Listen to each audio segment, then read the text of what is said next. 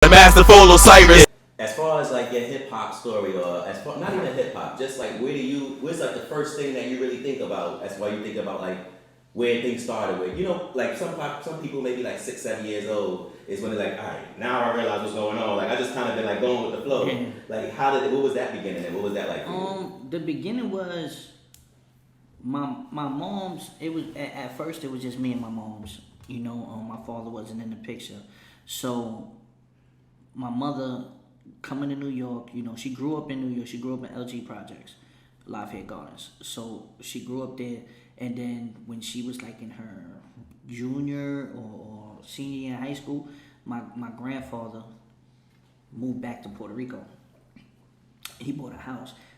Backstory with him, my grandfather's a dark Puerto Rican, so he experienced a lot of racism, and then he went into the Korean War, and he fought in the war in the 50s, and then coming back, he ended up getting a postal job, so he could, you know, his family was very poor in Puerto Rico, and my grandmother's family was very poor. He met my grandmother, boom, he went to the war, he came back, they offered him a postal job. You know, those little perks right there was the only way to like kind of like get out of the cycles, you know what I'm saying? So they moved to New York. He worked 20 years, and my mom's and my uncle was born in 61, 62.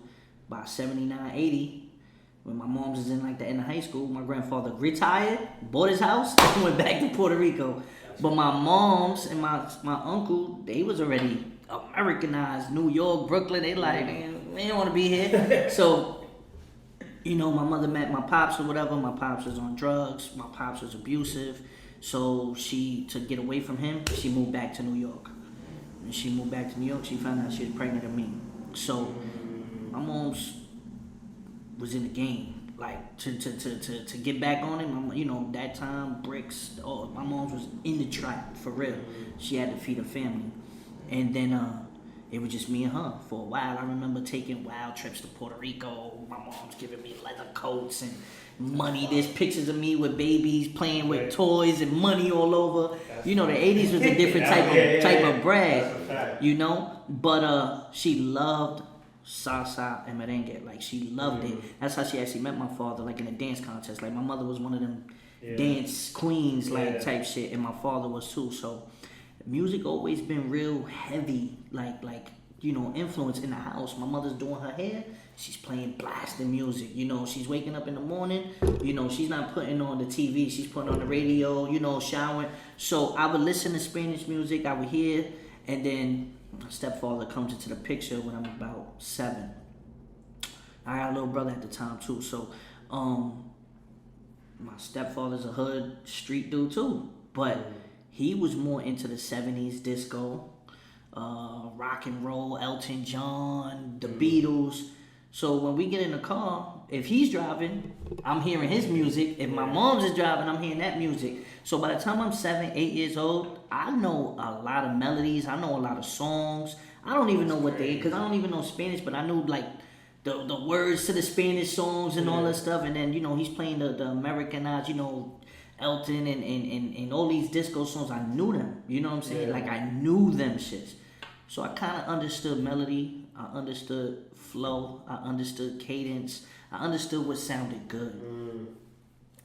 And I go to school. I'm starting to be in school.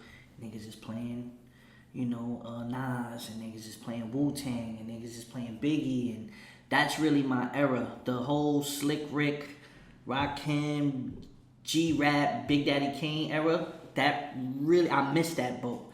But that very next wave of artists, from Nas to Death Row to Wu, that shit just was like, and then from there, I was just hooked. I was just hooked, bro. I would take my Walkman, I would record my tapes all the way to the end, record the other side of the tape. I'll play my video games. I would put my video games on mute, and I would put the radio on, and I had the tape ready, and then if it was a new song, pause the game, click, record that shit.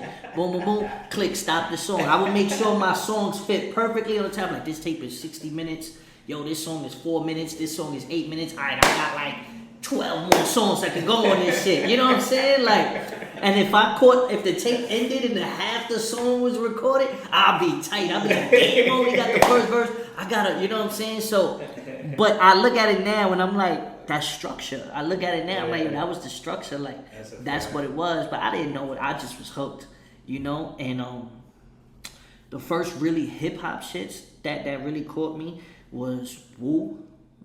METHOD, man. I remember driving over the Brooklyn Bridge, which is crazy because this is the bro now.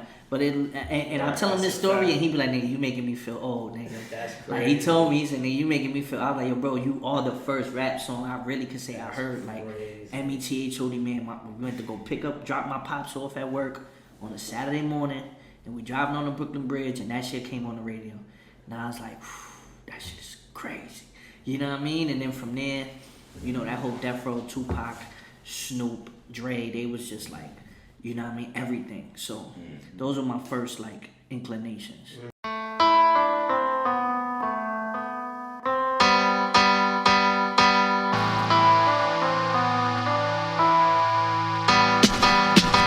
Yo, it's inheritance.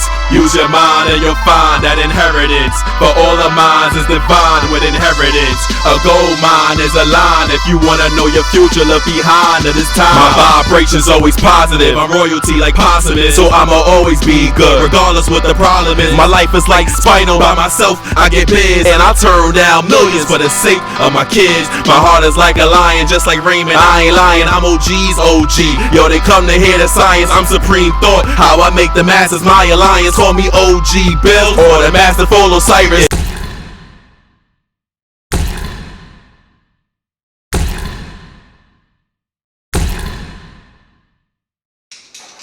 What I tell you, this is what I do, man. Come on, man. Come on. You see, look at this. 1, 2. They about to start calling me 2 Chainz. That's what I do, man.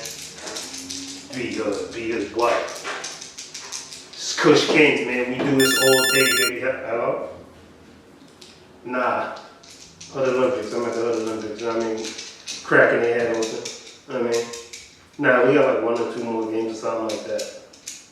Alright, I'm holler at you. Money call. Next game, bro. Let's get. Yeah, I got a frown and a smile. I'm up and down.